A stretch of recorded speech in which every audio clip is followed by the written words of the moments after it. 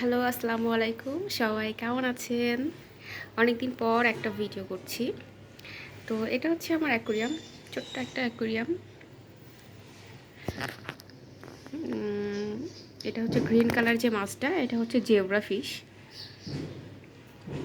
আর golden colour যেটা দেখছেন, black golden mixed, সেটা হচ্ছে প্লাটি। আর ওই যে রেড কালার, এটা মলি। আমার আরও কিছু মাছ ছিল। অ্যাঞ্জেল ফিশ ছিল, মারা গেছে। তারপর জেব্রা ছিল, সেটাও পড়ে গেছে। রেড হোয়াইট কালার একটা মলি ছিল, সেটা মারা গেছে। তো আজকে আসলে যেটা দেখানোর জন্য ভিডিও করা, সেটা হচ্ছে আমার মাছগুলো বাচ্চা দিয়েছে। এই যে ছোট্ট ছোট বাচ্চা, 4টা বাচ্চা। এই বাচ্চাদেরও আমি যেভাবে পরিচর্যা করি সেটা হচ্ছে, আমি ওদের ডিমের কুসুম খেতে দিই।